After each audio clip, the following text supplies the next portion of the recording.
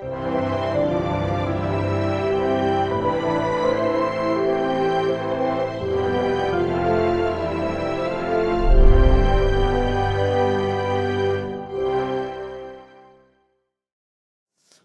본문 내용은 예수님이 부활하신 직후에 일어난 일입니다. 오늘 본문 말씀인 누가복음 14장 13절을 보시기 바랍니다. 거기에 맨 앞에 어떤 표현이 나오나요? 그날이 어떤 날인지 바로 누가복음 맨 앞에 24장 1절에서 한번 확인해 보도록 하겠습니다. 그날이 어떤 날인가요? 안식 후 첫날, 예수님이 부활하신 날입니다. 얼마나 기쁜 날입니까? 얼마나 감사한 날인지 모릅니다. 게다가 예수님의 무덤에 갔다가 천사들을 통해서 예수님 부활하셨다는 소식을 듣고 그 여자들이 두려움에 떨고 있는 제자들을 향해 가서 예수님 부활하셨답니다. 우리가 천사를 만났는데 예수님 부활하셨답니다. 그 소식을 들은 바로 그날입니다. 그런데 그렇게 복된 날에 그 소식을 듣고도 2명의 제자가 엠마오로 가고 있습니다. 이 두 제자들은 비록 12제자에 속하진 않았지만 예수님이 전도 파송단을 보낼 때에 70명의 제자를 보냈는데 아마 그 70명 중에 속한 2명이 아닐까. 꼭 그렇지 않더라도 예수님을 따르던 제자들이었을 것입니다. 그들이 예루살렘을 떠나서 안식일 때까지는 꼼짝도 못하고 움직일 수 없어서 두렵지만 예루살렘에 있다가 좀 더 안전한 곳으로 가자. 그러면서 엠마오로 가는 길인데 이런저런 이야기를 주고받습니다. 근데 그 이야기를 주고받는 그 사람들의 표정이 좀 그렇습니다. 표정이 어땠는지 한번 보실래요? 17절 뒤에 보세요. 두 사람이 얼굴빛이 어땠다고요? 슬픈 빛을 띠고 있더라. 주님이 부활하신 기쁜 날에 주님의 제자들이 슬프게 얼굴빛을 띠면서 이야기하고 갑니다. 도대체 어떤 이야기를 하고 있었길래 그렇게 얼굴에 근심 걱정이 가득하고 슬픈 표정으로 이야기를 하고 갔을까요? 예수님도 그게 궁금하셨나 봐요. 그래서 17절에 너희가 길 가면서 서로 주고받는 이야기가 무엇이냐 이렇게 물어봤어요. 여러분, 우리들도 마찬가지일 것 같아요. 요즘 나는 환한 표정을 지으며 살고 있습니까? 그냥 우거지 밥상을 하면서 그렇게 살고 있습니까? 오늘 누군가 나를 보면은 그 얼굴의 환한 모습 때문에 행복해집니까? 그 표정 눈치 보면서 살펴야 됩니까? 또 예수님이 우리에게 물어보십니다. 너희들은 요즘 사람들 만나면 무슨 이야기하고 사니? 무슨 이야기하니? 여러분 무슨 이야기하고 지내십니까? 예수님이 그렇게 묻자 그 두 사람 중에 글로바라고 하는 사람이 있는데 어이없다는 듯이 예수님을 쳐다봅니다.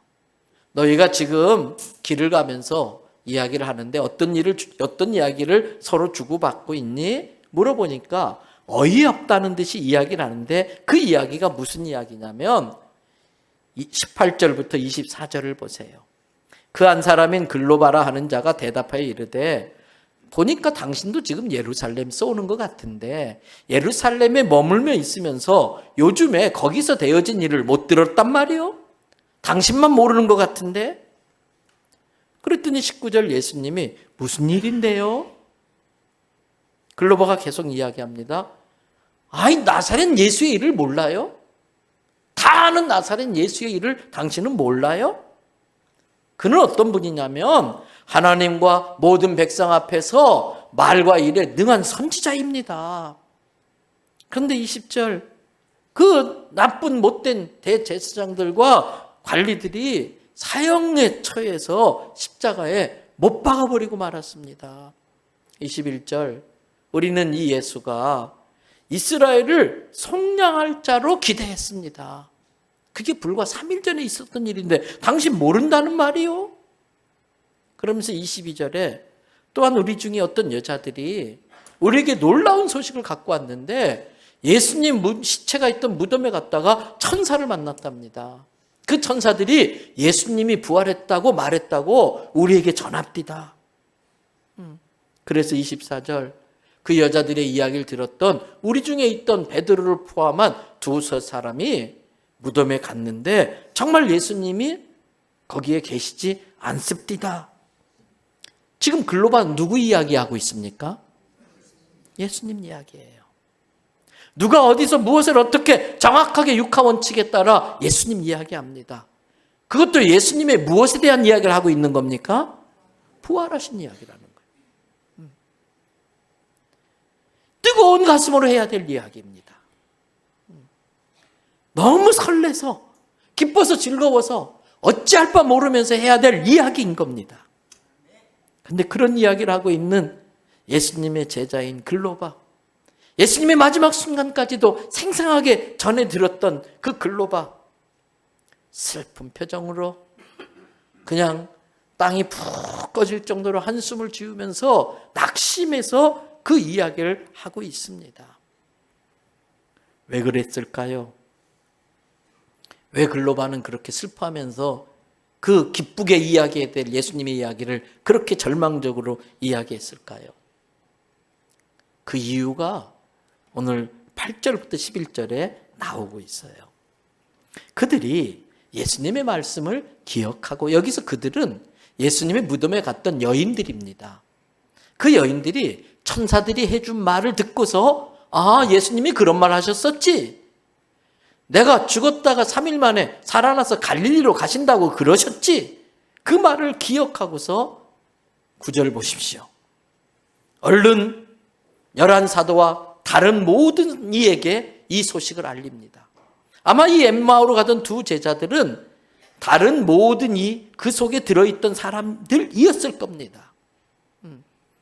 이 여자들은 막달라 마리아와 또 요한나와 야고보의 모친 마리아라, 또 그들과 함께한 다른 여자들도 이것을 사도들에게 알리니라 그랬어요. 그런데 11절, 그 여자들의 말을 들은 사도들이 어떻게 합니까? 그들의 말이 다 허탄한 듯 들려 믿지 아니하더라. 사도들조차도 안 믿었으니까 사도 외에 다른 사람은 말할 것도 없는 거예요. 그래서 글로바를 비롯한 그 두 사람이 부활의 기쁜 소식을 듣고도 절망하고 낙심하며 슬픈 표정을 짓고 엠마오로 가고 있었던 겁니다. 그들은 예수님께서 생전에 그렇게 여러 번 인자가 죄인의 손에 넘겨져 십자가에 못 박히고 제3일에 살아나야 하리라, 이 예수님의 말씀을 믿지 않았습니다. 그 여자들이 그렇게 전해주어도 그 여자들 보고 쓸데없는 말을 한다, 말도 되지 않는 소리 하지 마라, 책망하며 허탄한 말로 치부했습니다. 지금 엠마오로 가는 제자들이 예수님에 대해 이야기하는 건 맞습니다. 그러나 그들은 예수님에 대한 지식만 가지고 이야기하는 겁니다. 그들은 예수님에 대한 떠도는 소문만 듣고 이야기하는 것입니다. 아닙니다. 성도는 그런 식으로 이야기하면 안 됩니다. 성도는 예수님에 대한 믿음을 고백해야 할 줄로 믿습니다. 성도는 예수님을 통해 하나님께서 내게 주신 은혜에 대한 이야기를 해야 됩니다. 성도는 주께서 내게 베풀어 주신 것에 대해서 감사하는 말을 해야 됩니다. 성경을 통해 예수님을 알아가면 알아갈수록 그분을 높이는 찬양하는 말을 하는 사람이 성도인 것입니다. 주께서 행하신 일들을 보고 주님께 영광 돌리는 말을 해야 되는 것이 성도의 말인 것입니다. 왜 이 두 사람은 그렇게 좋은 여건, 특별한 은혜를 누렸지요? 예수님과 동시대에 태어났습니다. 예수님이 보리떡 5개, 물고기 2마리로 5,000명 먹일 때에 거기서 그걸 얻어먹어 본 사람입니다. 물 위로 걸으시는 예수님을 보면서 탄성을 질렀던 그 특별한 은혜를 입은 사람들인데, 왜 그들은 부활의 주님을 이야기하면서도 그렇게 슬픈 빛으로 이야기할 수밖에 없었습니까? 여러 가지 이유가 있었겠습니다마는 그 중에 한 가지 이유가 21절에 우리가 알 수 있습니다. 우리는 이 사람 예수가 어떤 일을 할 자로 받았어요? 이스라엘을 속량할 자라고 기대했다, 바라봤다. 이 예수가 저 로마 군대를 물리치고 보리떡 5개 물고기 2마리로 5,000명을 먹일 만한 능력이 있는 자라면 충분히 그건 가능해. 저 로마 군대를 물리치고 과거 다윗 왕 시대에 솔로몬 왕 시대에 그 영광을 회복해 주기를 기대했던 겁니다. 그들은 예수님이 그렇게 누누이 말했던 하늘나라가 아니라 이 땅의 왕국을 기대했습니다. 이 땅에 주님이 세우는 나라가 세워지면 자기들도 이렇게 고생하며 따라왔는데 한 자리 차지하겠지, 그 생각했던 것입니다.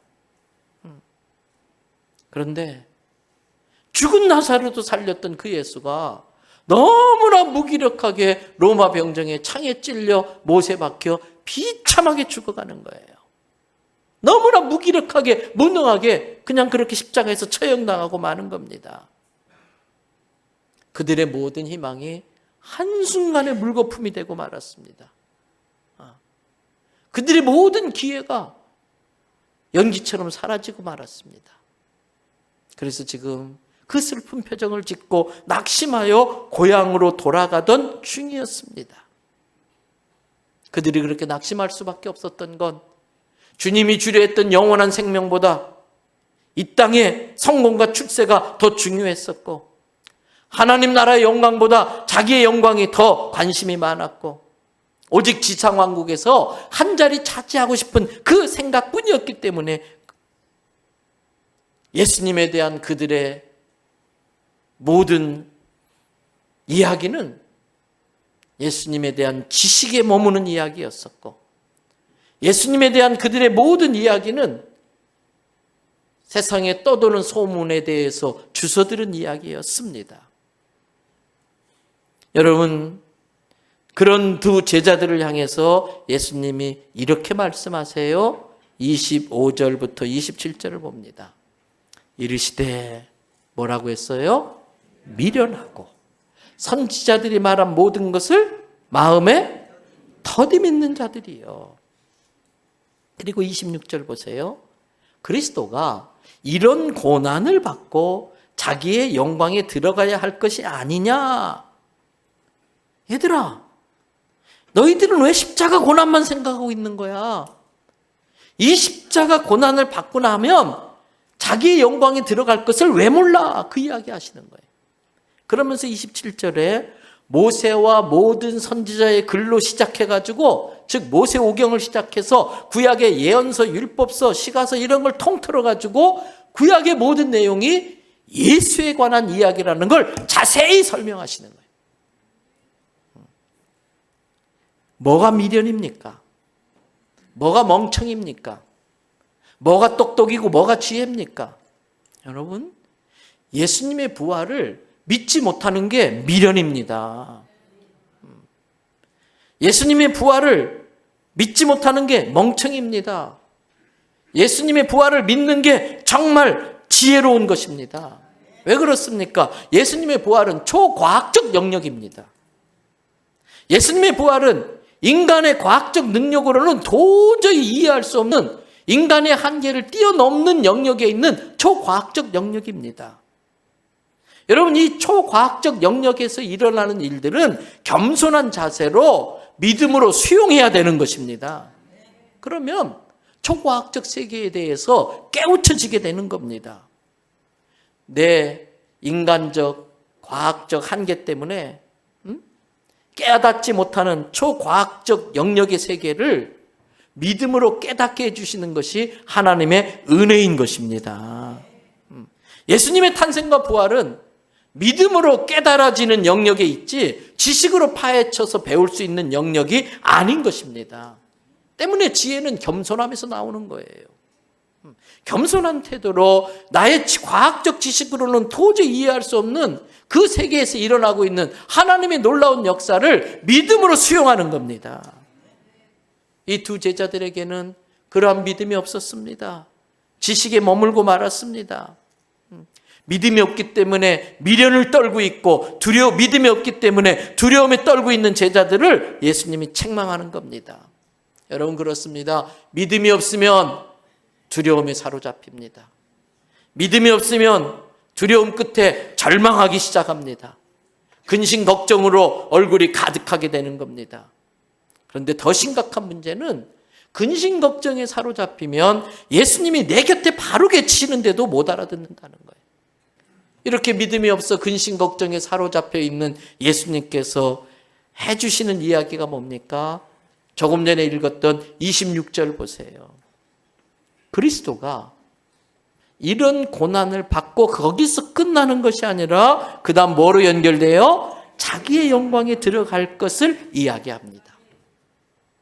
예수님은 믿음이 없어 두려움에 떨고 슬픈 빛으로 걷고 있는 그들에게 모세와 선지자의 글로 시작해서 모든 성경에 쓰여진 것을 증거로 들이대면서 메시아에 관한 이야기를 합니다. 그리고 이제 24장 28절을 보십시오. 엠마오 마을로 가까이 오니까 예수님이 계속 자기 길을 가는 것처럼 제스처를 취해요. 다행스러운 것은 이 두 제자들이 예수님이 하신 말씀에 마음의 평강을 느꼈을 거예요. 위로를 느꼈을 거예요. 말씀이 가슴에 들어가니까 그 모든 근심 염려가 사라지는 것을 어렴풋이 경험했을 거예요. 그래서 그들이 어떻게 하는지 28절 29절을 보세요. 그들이 가는 마을에 가까이 가매 예수는 더 가려 하는 것 같이 하시니 그 다음 29절 그들이 강권하여 강력하게 권합니다. 예수님 우리와 좀 더 계시면 안 될까요? 해도 저물었는데 우리랑 같이 좀 계시면 안 될까요? 원래 예수님 같이 계시려고 하셨어요. 못 이기는 척하고 따라가서 그들과 함께 유하십니다. 사랑하는 성도 여러분, 기도로서 예수님을 강권하시기 바랍니다. 예수님 내 마음에 같이 계셔주세요. 예수님 내 가정에 항상 계셔주세요. 예수님 내 일터에 내 아이들의 마음에 항상 계셔주세요. 예수님 우리 교회 안에 우리 민족 가운데 예수님 머물러 계셔주세요. 강권하시기 바랍니다. 그때 예수님이 그들과 함께 머물면서 뭐 하는지 보세요. 30절 말씀. 뭐 하셨어요? 함께 음식을 잡수실 때에 어떻게? 떡을 가지고 축사하시고 떼어 그 제자들에게 줘요. 뭐가 떠오릅니까? 뭐가 떠올라요? 오병이어. 성찬일 수도 있어요. 근데 잔은 없기 때문에 오병이어의 기적이라고 생각돼요. 무슨 의미일까? 얘들아, 마음이 낙심되고 실망되고 얼굴에 슬픈 빛을 띌 수밖에 없는 게 우리의 환경이야. 그런데 그럴 때마다 지난날 내가 너희들에게 했던 일을 생각해봐. 지난날 내가 너희들과 있을 때 했던 그 일을 다시 한번 떠올려봐. 그렇습니다. 우리가 인생이 고달프고 힘들 때 그때 해야 될 일은 낙심할 게 아니에요. 지난날 내 인생에 베풀어 주셨던 주님의 놀라운 은혜들을 떠올리시기를 바랍니다.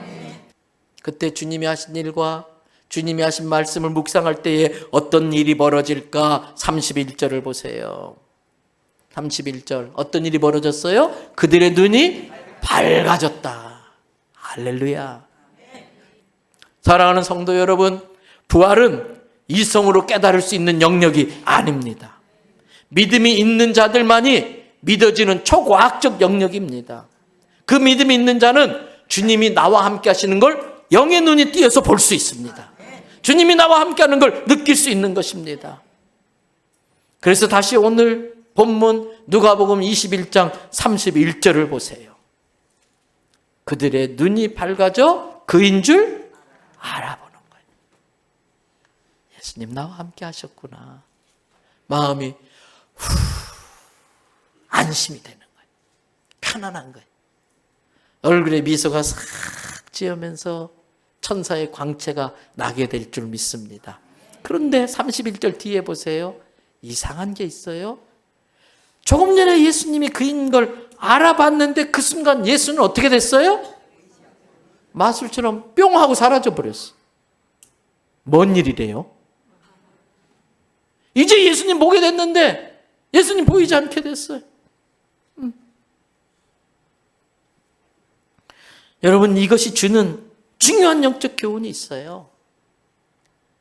너희가 지난날에 내가 너희들에게 했던 일들을 묵상하고 내가 너에게 해준 약속들을 믿어서 마음에 그 믿음이 자리 잡으면 비록 이제는 육신의 눈으로 내가 보이지 않아도 너희는 걱정 안 해도 돼. 왜? 영의 눈으로 나를 볼 수 있게 되었기 때문에. 영의 눈이 띄어졌기 때문에 육신의 눈으로 예수님이 보이지 않아도 근심 걱정 염려하지 않아도 되는 겁니다. 우리는 이 글로바가 경험했던 특별한 은혜를 경험하지 못했어요. 예수님과 너무나 시간에 갭을 두고 태어났어요. 너무나 먼 예루살렘과 부산이라는 거리에 떨어져 살고 있어요.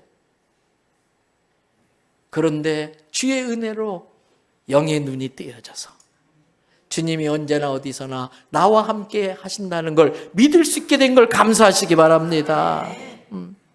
여러분, 육신의 눈으로 보이지 않아도 주님이 나와 함께 하신다는 걸 믿음으로 깨닫고 믿음의 눈으로 보게 될 때에 우리 안에 어떤 일이 벌어지는지 32절 보세요. 다 같이 읽어봅니다.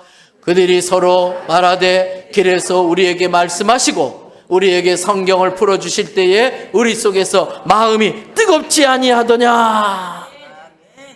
마음이 뜨거워지는 거, 이것이 성령 받은 증거입니다. 가슴이 따뜻해지는 거, 이것이 내 안에 예수의 영이 있다는 증거인 것입니다. 여러분, 가슴이 뜨거운 사람이 돼야 됩니다. 복음의 열정이 막 타오르는 사람이 돼야 됩니다. 여러분, 가슴이 뜨거워지자 그들은 어떻게 합니까? 자기들이 죽임을 당할 것 같았던, 자기들을 죽이는 사람들이 있는 예루살렘으로 돌아갑니다. 왜? 부활의 주님, 내가 만난 부활의 주님을 전해야 돼. 그거 전하다 죽을 수 있다는 거 알아.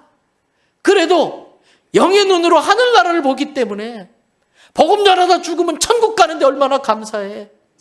그 믿음 가지고 자기를 죽이는 자들이 있는 예루살렘으로 가는 겁니다. 그리고 35절을 보세요.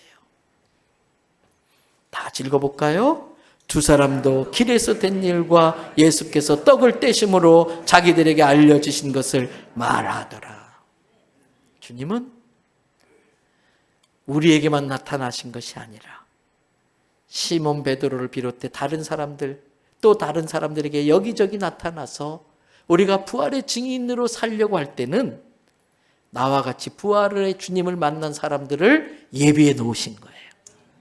그리고 그들과 함께 힘을 합해서 길에서 자기들에게 되어진 일, 예수님을 만나서 말씀을 풀어주실 때에 가슴이 뜨거워졌던 그 예수님이 내게 떡을 떼어주셨던 그 일들을 말하기 시작하는 겁니다. 이것이 진짜 부활의 주님을 만난 사람의 모습입니다. 여러분, 그렇습니다. 우리는 부활을 증거하는 증인이 되어야 할 줄로 믿습니다. 시내에 빠져 엠마오로 내려가던 인생이 예루살렘으로 죽으면 죽으리이다, 나는 복음을 전하러 땅끝까지 가겠다고 가야 할 줄로 믿습니다. 엠마오로 가던 두 제자들은 우리들의 모습이었습니다. 영적 세계의 눈이 가려져서 내게 보이는 세상 환경 때문에 근심 걱정 염려하며 슬픈 빛으로 살 수밖에 없었던 우리들입니다. 이 세상에 복받을 일만 생각하고 미련해서 더디 믿음이 생깁니다. 그러나 이제 더 이상 그렇게 살 수 없습니다. 부활의 주님을 만났으면 이제 예루살렘으로 돌아가야 됩니다. 뜨거운 가슴으로 내가 만난 주님을 전해야 될 것입니다. 사랑하는 대연성결교 성도 여러분, 예수님 곧 오십니다. 약속하신 대로 곧 오십니다. 우리 남은 인생은 그 재림의 주님을 사모하면서 한 영혼이라도 더 구원하기 위해서 복음을, 부활의 주님을 전하며 살다가 죽게 갈 수 있는 우리 모두 되기를 주님의 이름으로 축복합니다.